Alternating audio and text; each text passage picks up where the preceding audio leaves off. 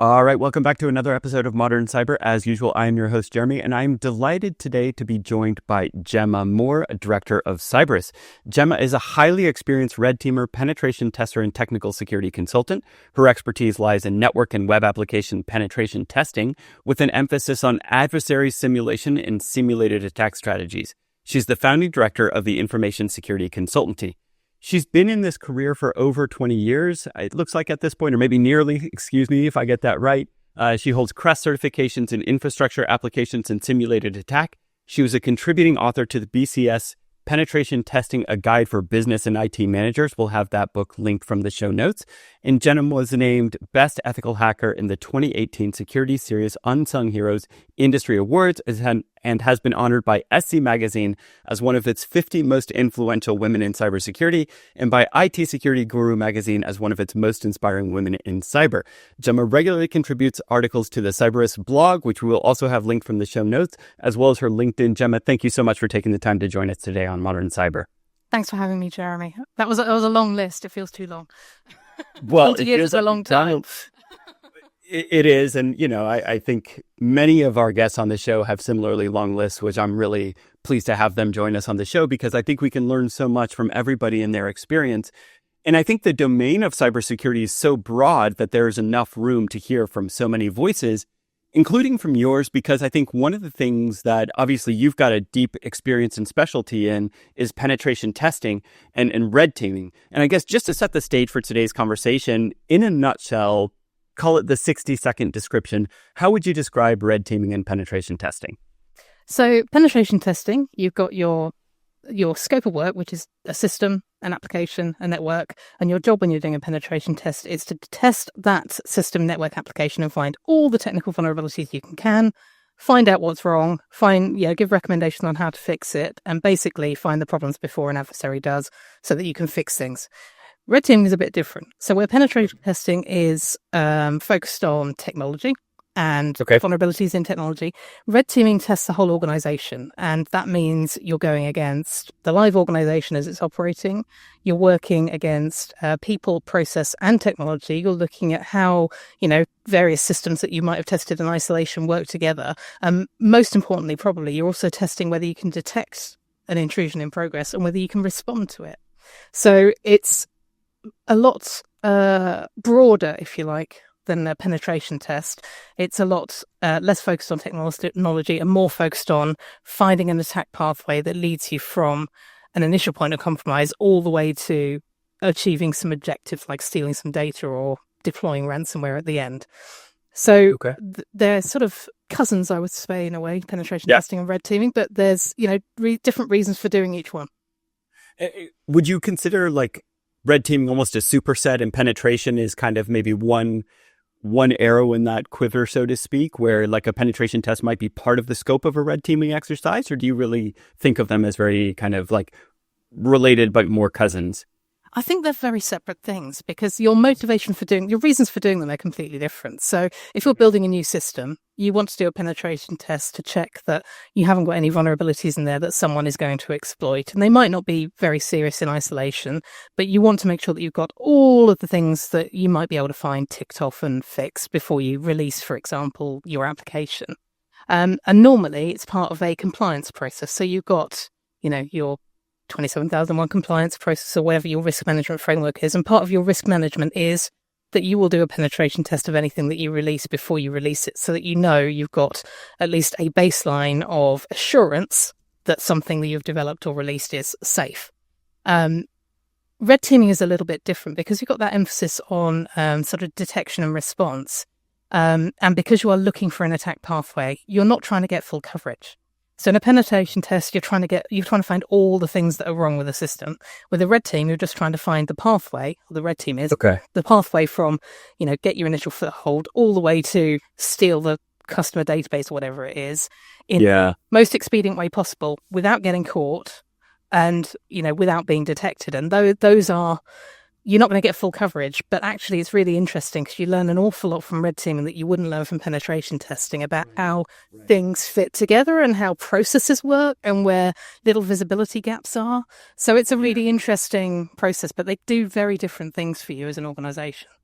Yeah. I really like that explanation, and that makes a ton of sense to me. And it's almost like looking at one thing in isolation for all of its problems, and then looking at kind of the holistic organization for, like you said, kind of this pathway through. And I think in cybersecurity and especially cloud security, which is the domain that I came from primarily, you know, most organizations, when they start to look at their cloud security posture, they end up finding that they have hundreds, if not thousands, or even tens of thousands. I've actually seen that in some customer environments of misconfigurations. But one of the challenges for them is that around a lot of these misconfigurations, there's really almost no impact because they're minor misconfigurations, kind of, let's call them at the periphery or at the end of a, let's say, network navigation path or something like that, where they don't have any impact. But to the point in cloud security, one of the real challenges is figuring out, okay, you've got these crown jewel datas. Maybe that's a database, maybe that's a set of files, maybe that's some asset or whatnot. And what you're really looking for is the attack path from the outside through the cloud infrastructure, applications, identity, network, et cetera, to the data. And that's really the thing that you care about the most. So it sounds like, red teaming will help you identify that, where penetration testing might help you identify at the edge of that, what are all the things wrong with that application entry point? Yeah. And that's exactly right, because you'll do a penetration test with cloud services. It often ends up being a bit of an audit on config, because that's how the world is now. And you will end up with a massive list of these are all the things that are not in line with best practice that you should probably think about fixing. Whereas in a red team, where you've actually got an exploitable attack path that uses these vulnerabilities, it can really help you prioritize actually what is the biggest problem here. Is it, that we need to sort of start templating our cloud configurations, for example, rather than letting them roll out? Is that the way we fix this scattergun problem? Or is it, that we've got a problem with the network segmentation? Is that the thing we need to focus on? There's all sorts of, ways that it can help you prioritize, because it helps highlight exactly where you've got blind spots and where you've got big exposure to the, maybe one team is responsible for one silo in the cloud and one team's responsible for another. And nobody thinks they're responsible for the bit that joins them together. And that might be the Yeah. And so it can show you all sorts of things you didn't know before. Well, along those lines, I mean, one of the things that comes to my mind is that you're going through that exercise, you're kind of examining the organization for what it is and for where its flaws are.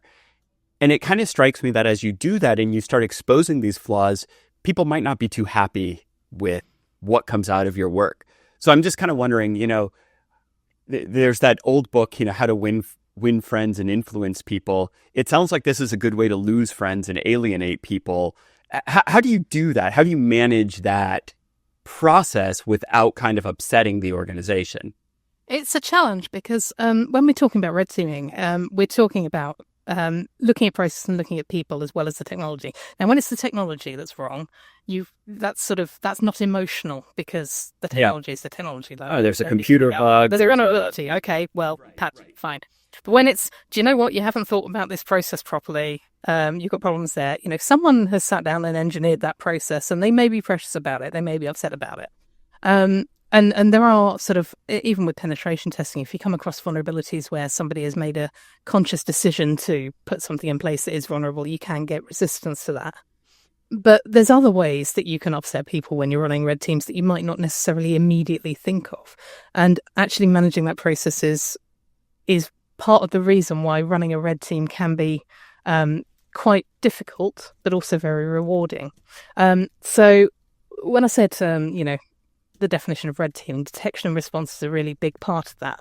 And it's not that unusual for us to be able to get our foothold, go through an organization, grab whatever it was we were after and get out without substantial parts of what we've done going completely undetected. That's not an unusual situation. And if you put yourself in the shoes of what we call the blue team, the response teams, then that can be quite a challenging thing for them to take on board, because quite often they've got a feeling that they've failed or that they are being unfairly tested, and these types of cultural things come up, and they actually don't make you much better at what you're doing. But the key to sort of keeping the blue team on side is making sure that you turn any red team you do into an exercise that is productive for them. And that means at least afterwards, so the red team's normally covert. Sometimes we involve the blue team, we call that a purple team. It gets very confusing with the colour spectrum. But, when we're covert, the really important thing to do after you've done your your red team bit is to make sure you have a proper debrief with the blue team, because the blue team can learn a lot from a red team, just like the red team can learn a lot from a blue team.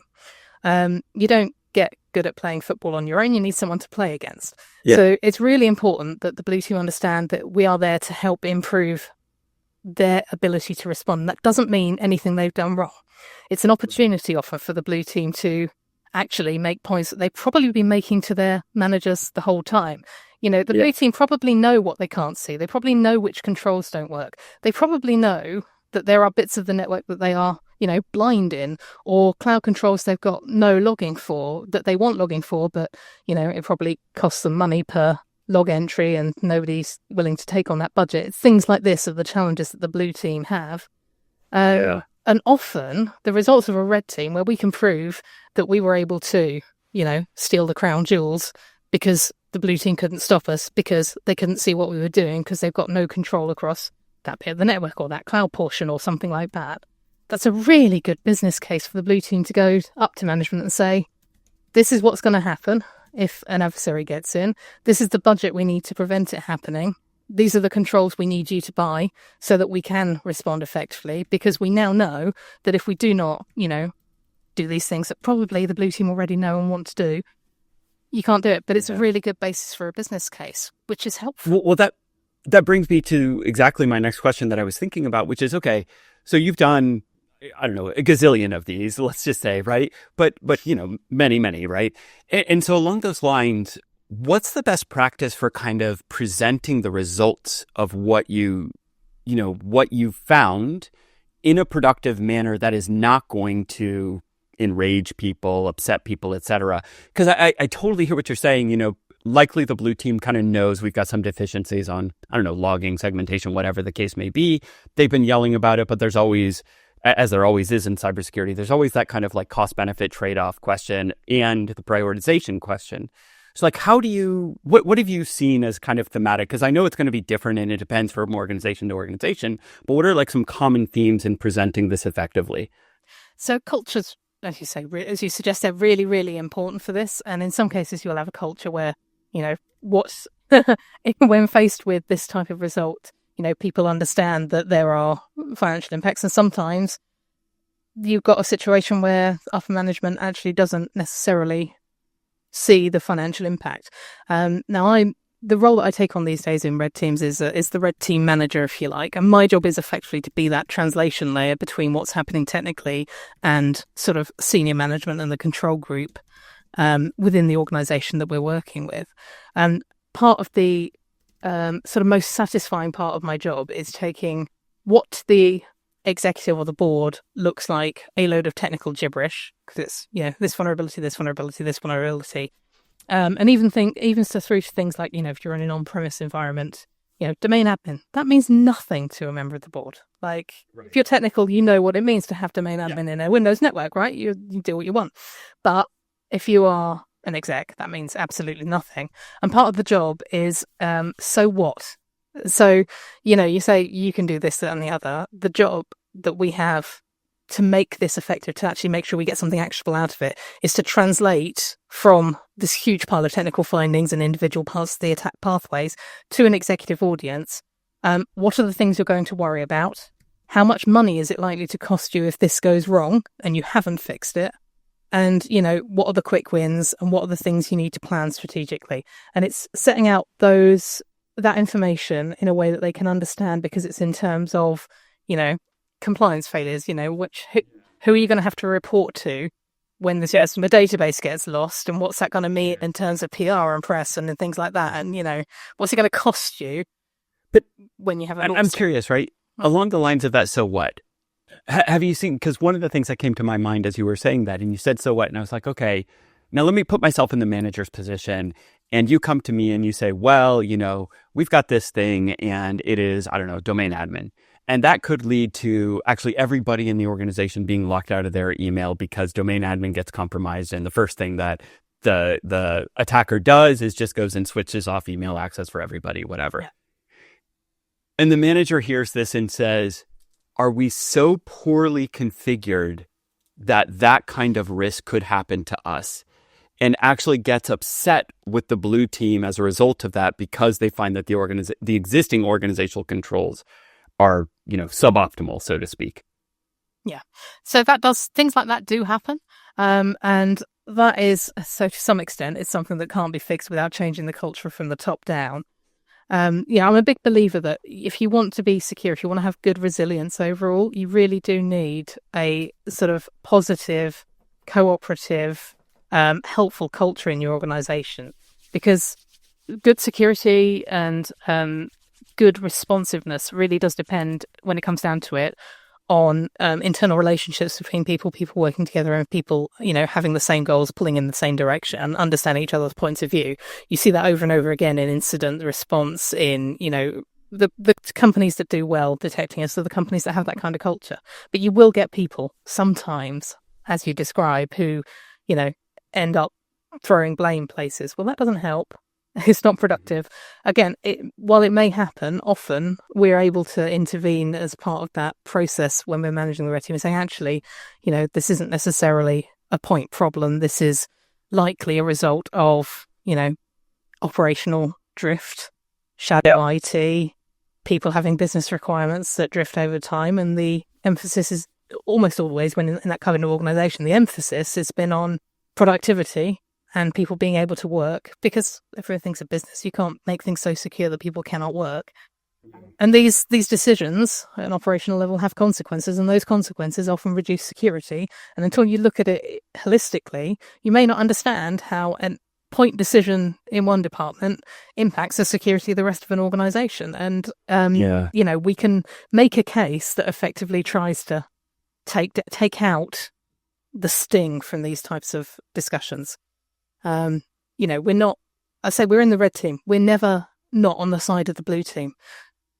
We are there because we want to make the blue team better. We are there because we want an organization to be able to respond better. That's the point of us coming in to do this. Yes, is to try and improve resilience overall. We're not there just to make a point, go, ha, and then run off, Well, along those lines, okay, so we've talked about, let's say, managing the management reception of what comes out of this exercise.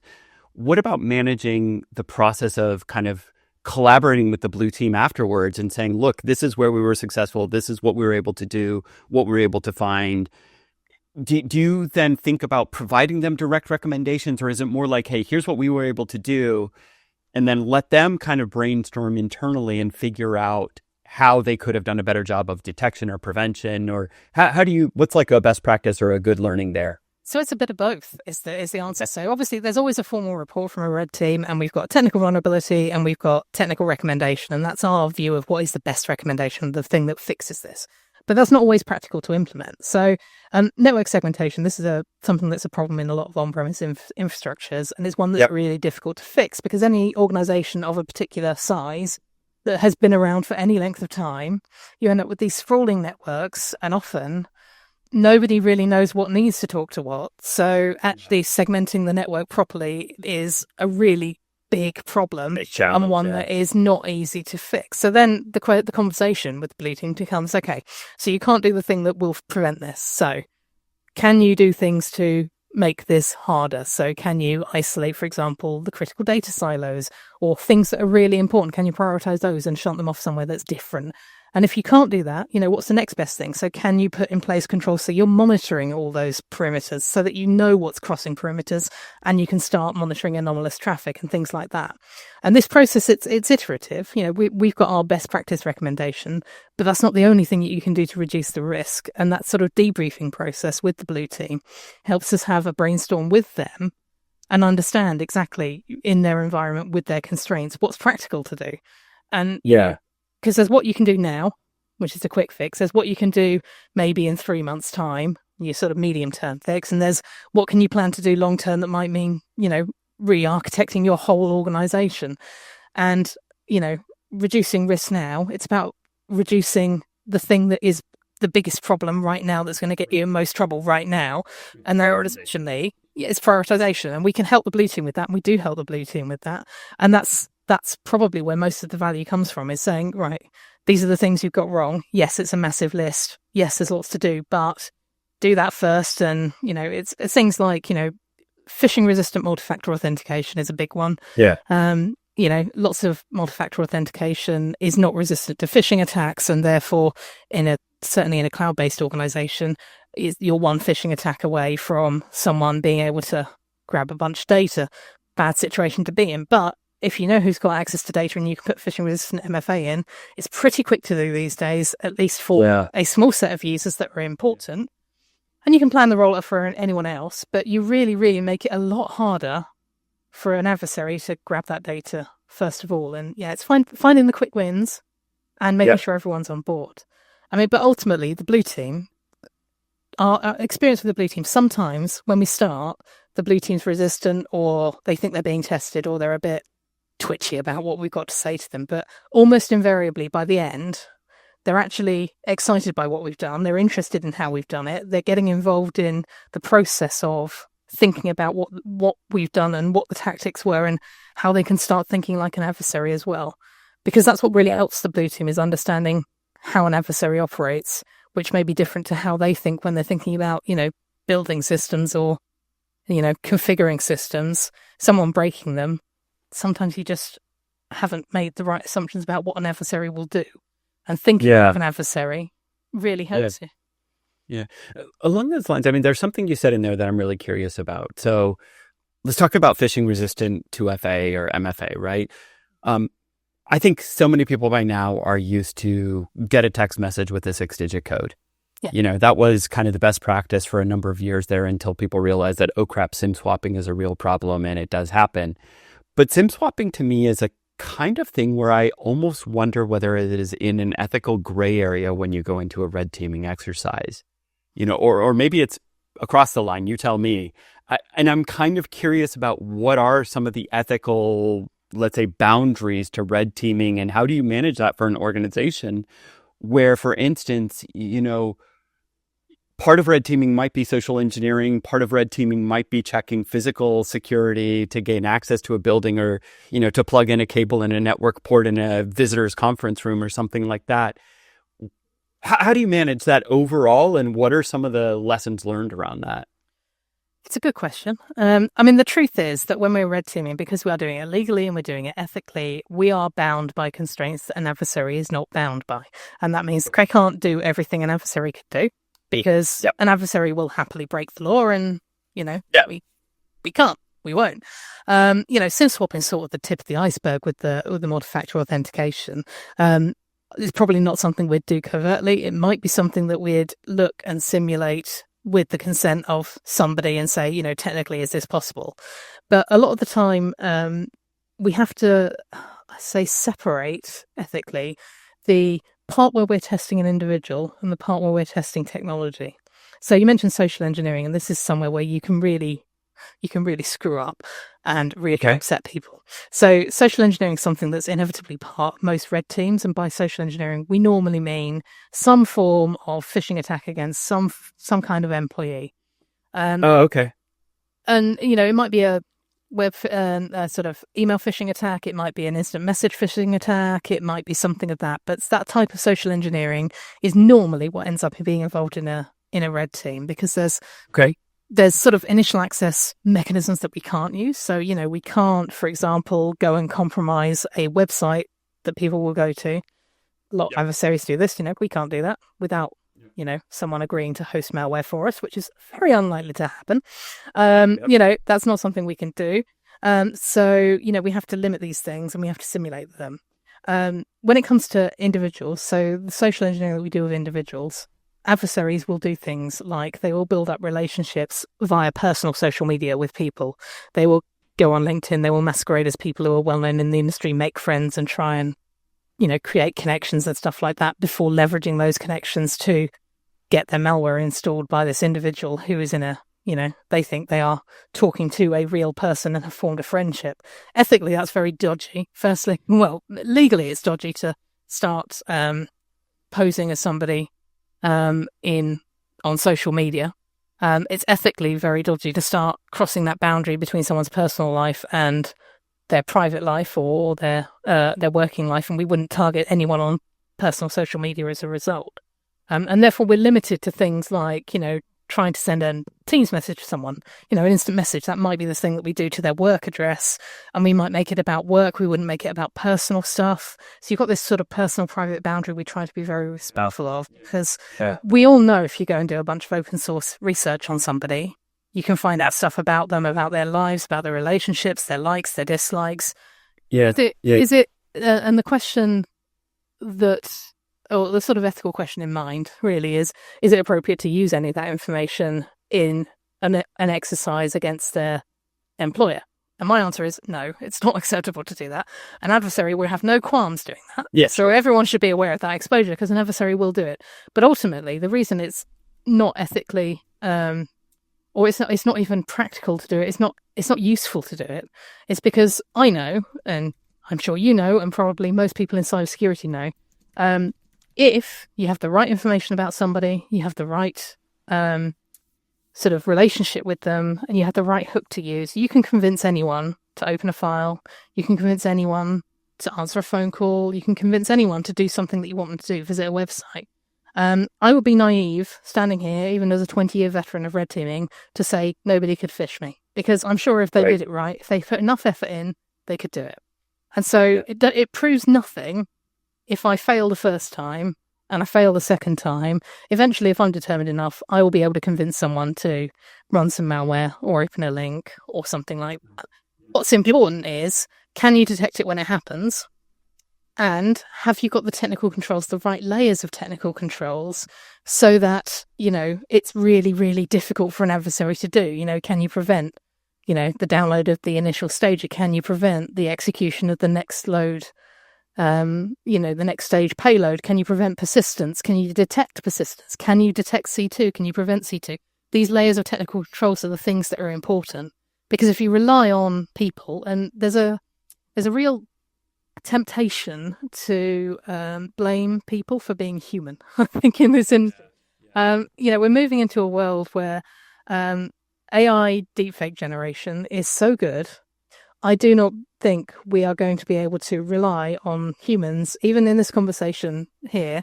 You would not be able to rely on me being human. I wouldn't be able to rely on you being human. We're at a point where, you can't believe your eyes and ears anymore. You cannot expect humans to, after, millions of years of evolution, where we rely on this type of communication, to be so on guard on every interaction that they are incapable of being fooled now. And can't rely on it. And that means you need other controls. And that means technical controls is where you need to focus. You can't blame people for being human. We are human. Yeah. And we've had a couple guests on the show talk about kind of some of the real challenges and shortcomings, and especially that point that you said about blaming people for kind of making human mistakes. I mean, look, I'm like you. I'm a 20 plus year veteran. I think I may be getting closer to 30, painful as it is to admit this. And I know in the last 6 months, I had 2 experiences where I came very close to falling for something, and I, kind of kicked myself afterwards. And then I'm also asked myself the same time. One was a website I almost went through with the transaction, and the other was a piece of mail that showed up at my office that looked totally legitimate until there was one small thing that I found on there. And, I'm somebody who likes to think of myself as extremely security conscious. We're a cybersecurity company, and we are also a company that holds ourselves to very high standards in terms of SOC 2 and ISO 27001 and GDPR practices and whatnot. And we go through all this security training, and we go through all of this. And at the end of the day, to your point, we're all human. And if something is well enough crafted, and if it is convincing enough, you're a human, and you're going to react in a way that you think is rational and correct for the situation. I have a follow-up question around social engineering. You mentioned a couple of use cases, and there's one that you didn't mention that I'm kind of curious where it falls in your mind, which is, calling up an IT support department and claiming to be a new employee who needs a password reset or needs access to, your email for the first time, or a new username and password provision, those types of things. I hear about that one pretty regularly. Where does that fall in your ethical scope around red teaming?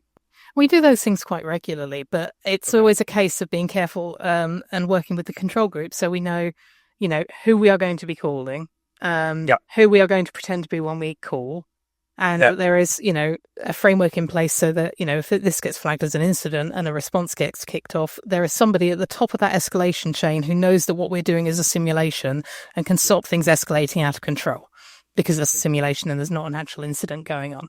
But yeah, we will ring the IT help desk, and we will pretend to be people and try and get passwords reset, at least where we have permission to do this from, our control group is managing the operation. Red team engagement. Yeah. And the thing that's most important is that, in that situation, what we're doing is we are, yes, we are pretending to be someone else, but we are using effectively corporate services. We are talking to people about their jobs. What we don't do is try and work out who's working on the IT service desk and anything about them as a person.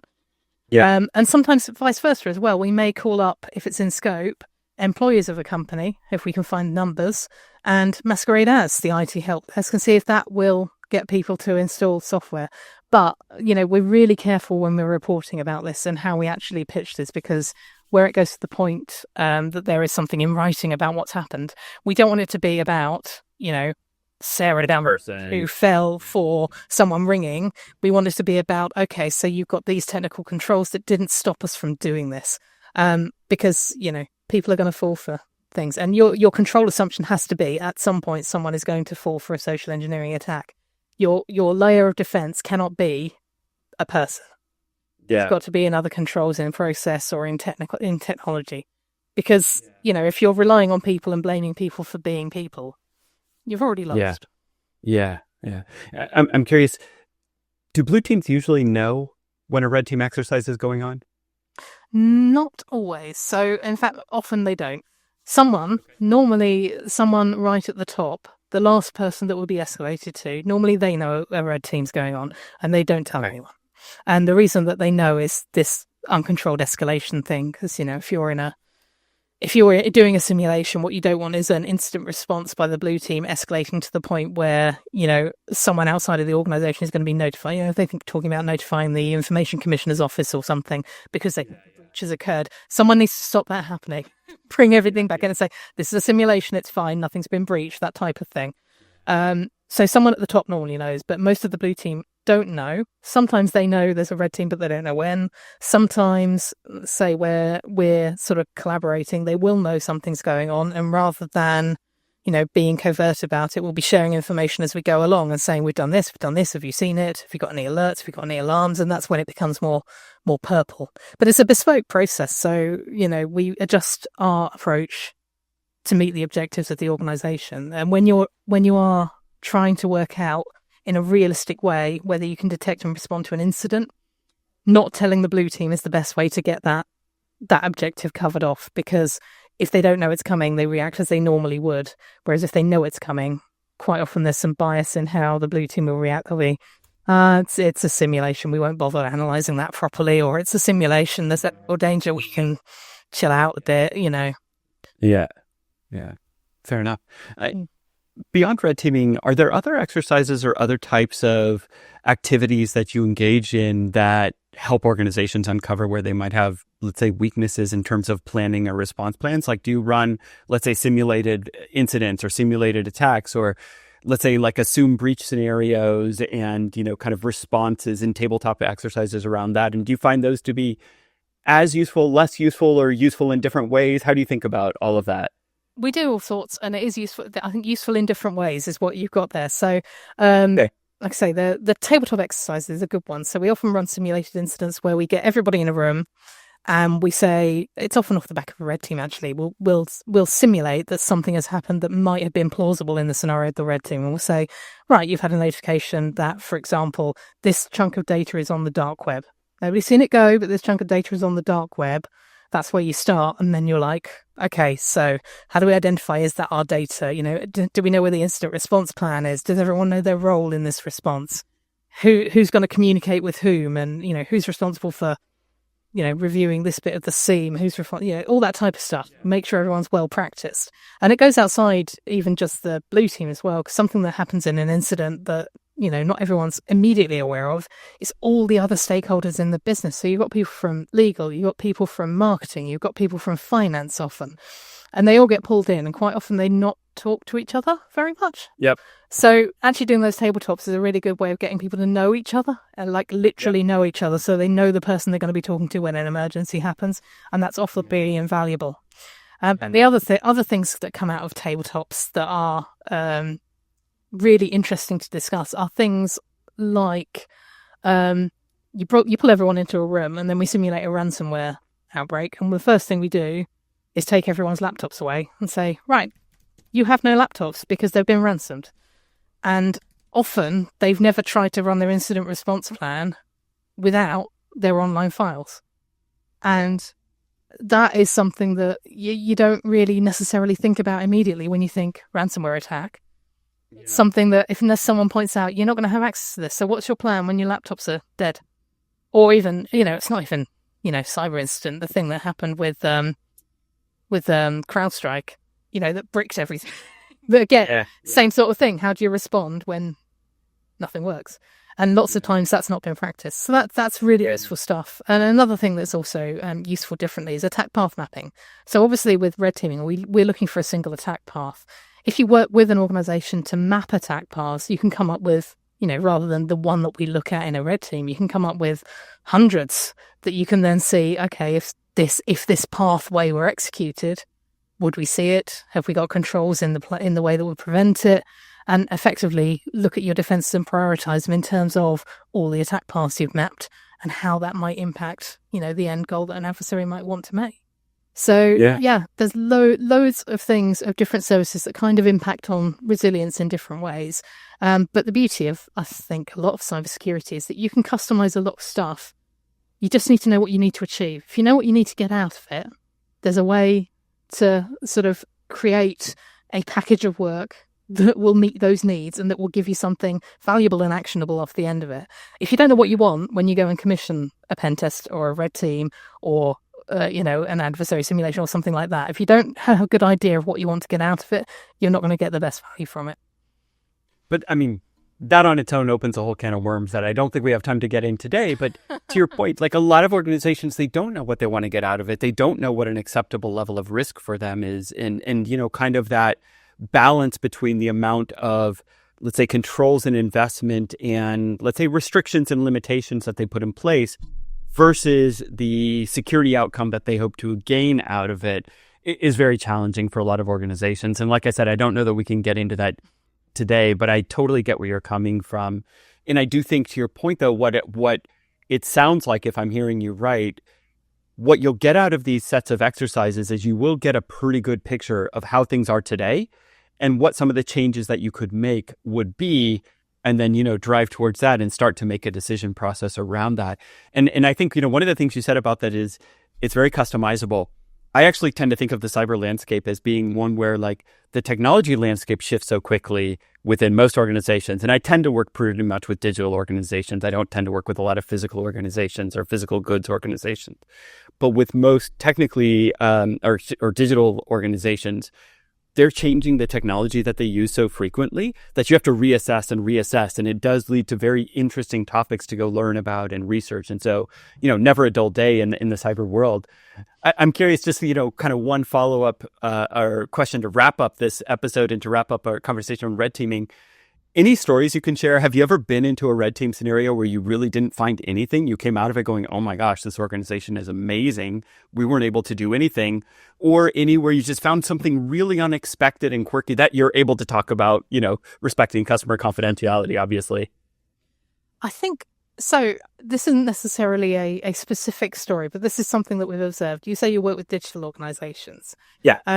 So red teaming, when you've got a fully digital zero trust organization, and what you've got is not an infrastructure. I'm not talking about, infrastructure as a service or anything like that. I'm talking about an organization that is a set of software as a service components bolted together by APIs, hosted by various providers with, different terms and conditions and things, and different ownership of assets and what have you.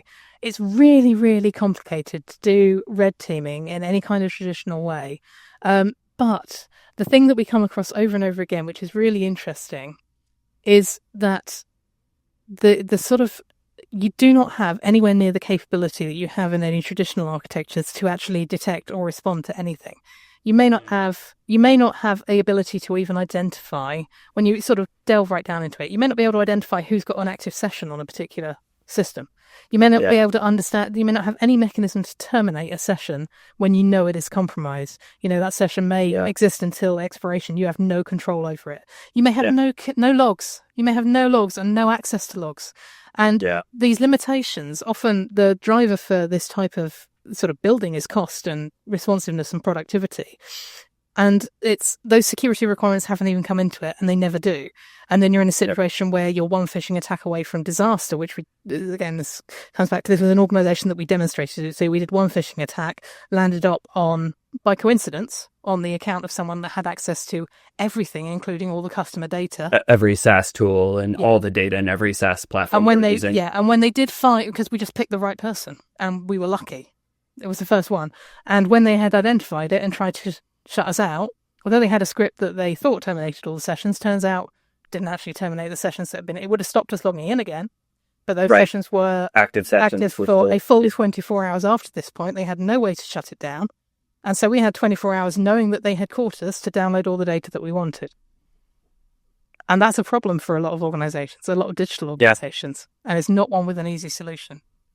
It's not indeed. And I mean, to your point, you're so reliant on what the third-party providers give you access to. And many of them, for instance, don't have APIs to pull logs off of those systems, or to your point, to initiate the termination of a session. Even if you had, let's say, a valid set of admin credentials to a third-party SaaS platform, there may be no way for you to kind of go in organizationally and say, log Gemma out. Or stop Gemma from downloading data. So you're very dependent on those third-party systems. And it's one of those things where, as somebody who runs a SaaS company, I can tell you, SOC 2 doesn't cover this. GDPR doesn't cover this. ISO 27001 doesn't cover this. So we've had our systems tested, and, I think we may have the same kind of capability challenges around this space as many of the other SaaS providers that everybody's using on a day-to-day basis. And I think very few of them actually have the ability. Maybe Microsoft and Google with 365 and Google Workspace have this ability, but very few that I know of have those. So that's an interesting challenge and interesting observation. Well, Gemma, this has been a fascinating conversation. I've really appreciated it. We have kind of come up against time for today's episode. To close things out, if you want to share a little bit about where people can find your work, if they want to get in touch with you, what's the best place for them to go check? Yep, so cyberis.com is our website. I often post on the blog there, so there's lots of my waffling about red teaming on the blog there if anyone's interested. And you can also find me on LinkedIn. Fantastic. And we'll have Cyberis and the blog and the LinkedIn profile, as well as Gemma's book that she co-authored, link from today's show notes. If you have anybody that you'd like to see on the show, we do have some guest slots opening up in the coming months, so please feel free to refer them over to us here at Modern Cyber.